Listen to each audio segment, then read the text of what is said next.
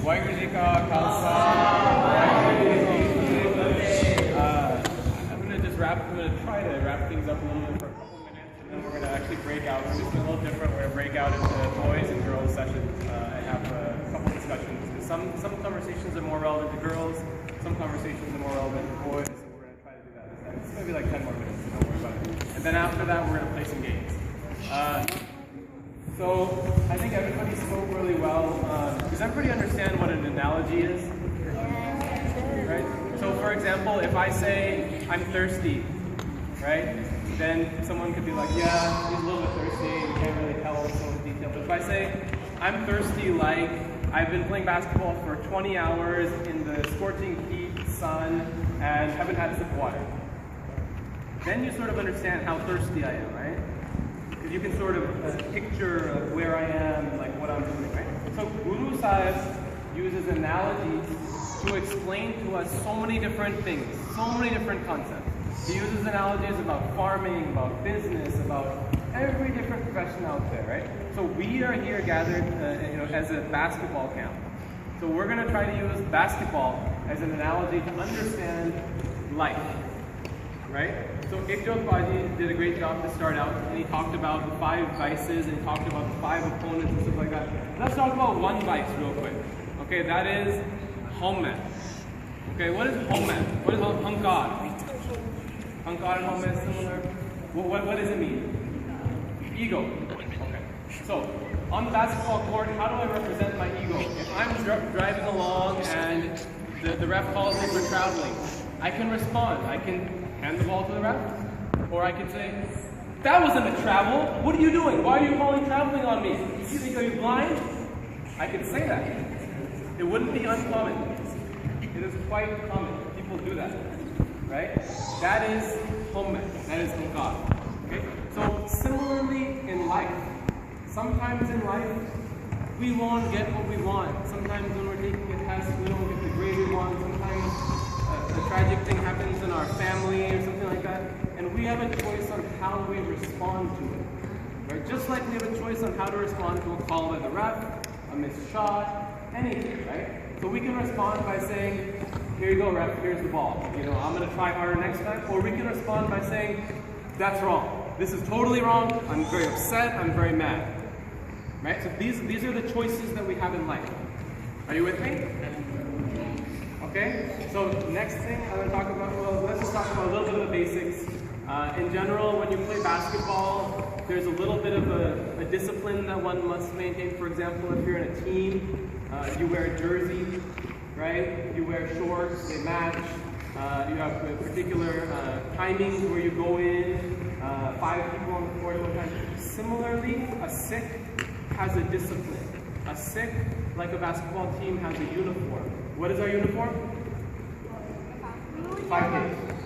You guys know the 5Ks, so I won't talk too much in detail about them. But the 5Ks are to a Sikh like the uniform is to a basketball player. Now let's say the best basketball player in the world, whether you want to say it's LeBron James or Kevin Durant or Kobe Bryant, the injured Kobe Bryant, whoever you want to say. Let's say they go out and they say, I want to play basketball and I want to play in jeans. And they show up at Staples Center and they say, I got these new jeans, I'm sponsoring them, they're paying me a lot of money, I'm playing in jeans. Can you play basketball in jeans? No. Right? Similarly, we as Sikhs should maintain our 5Ks so that we can be Sikhs, right? So that we can represent and be the Sikhs, similar to a police officer in uniform, all the other analogies that you've heard before, right? Okay, next thing is a little bit hard. It's kind of advanced, so see if you can follow it. While playing basketball, there's certain rules that happen. So if you take more than 2 steps without dribbling the ball, it's called traveling. You give up the ball, right? If you throw the ball up in the air, it doesn't hit the rim, and you catch it, it's called passing yourself. It's a turnover, right? If the ball goes outside of the boundary and it touches the line, then it's out of bounds. The ball is turnover. These are the rules of the game, right? So we must follow the rules. We are subject to the rules at all times, right?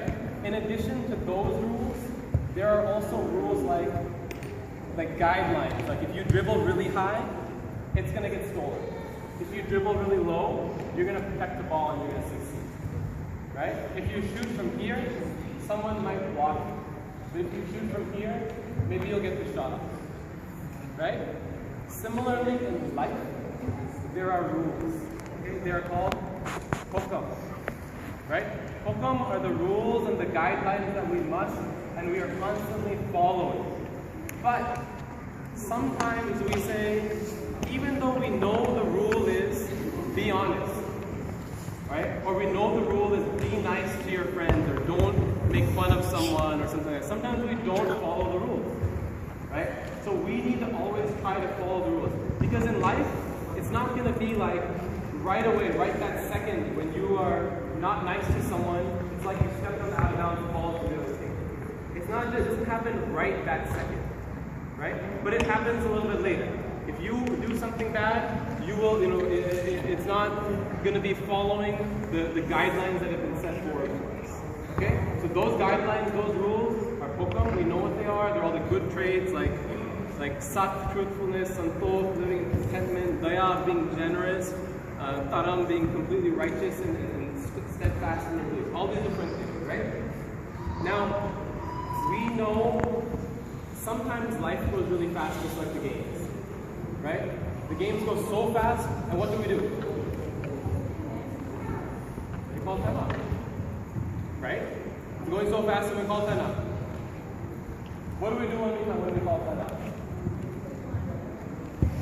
Coach comes in, they huddle us around, the 5 players are there, and then what does he tell us? What does he guide us on? He tells us what to do. He's our coach, he's our guru, he's our guide, he gives us guidance. And he makes us reflect. He says, I want you guys to play fundamental basketball. I want you guys to focus on passing. I want you guys to backstick. I want you guys to screen for each other. I want you guys to... He teaches us the things, right, that we need to be doing constantly. Okay? In life, that is our simran. Okay? That is, when life is going fast, we take a time out and we think, what is important to me? What is important in life? Right? We take a time out and we reflect. Right? We reflect on, man, I gotta be nice. I gotta be honest. I gotta be sincere. I gotta be kind. I gotta treat everybody equally. I can't be racist. I can't be treating different people in different ways. I can't be affected by this sadness and by this happiness and by whatever else. Right? Because there's gonna be people in the crowd when you're playing basketball. There will be people in the crowd who are booing at you. Really loudly, they are booing at you. You're sitting there taking a free throw and they're like, boo! They're trying to distract you as much as possible. Right? And there's also people who are cheering you.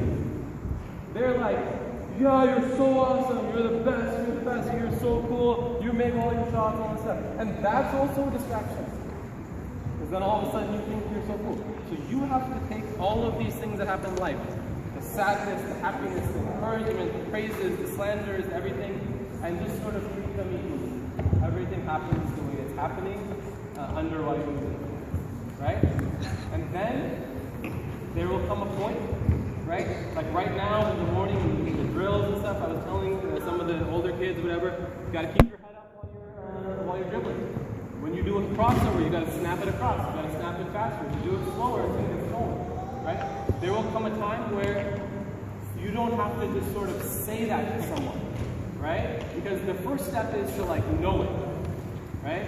The second step is to like know it and implement it, right? So you've learned something and then you've acted on it.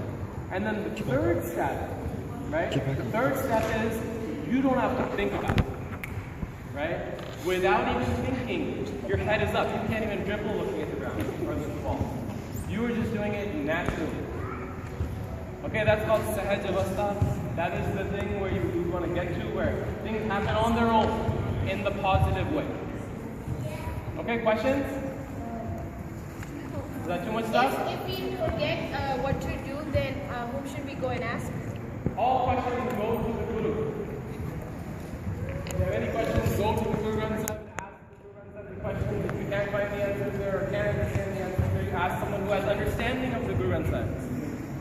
If you ask someone who has understanding of the Guru Granth Sahib and you can't find the question and you can't find the answer there, then you look inside your heart and you know the answers.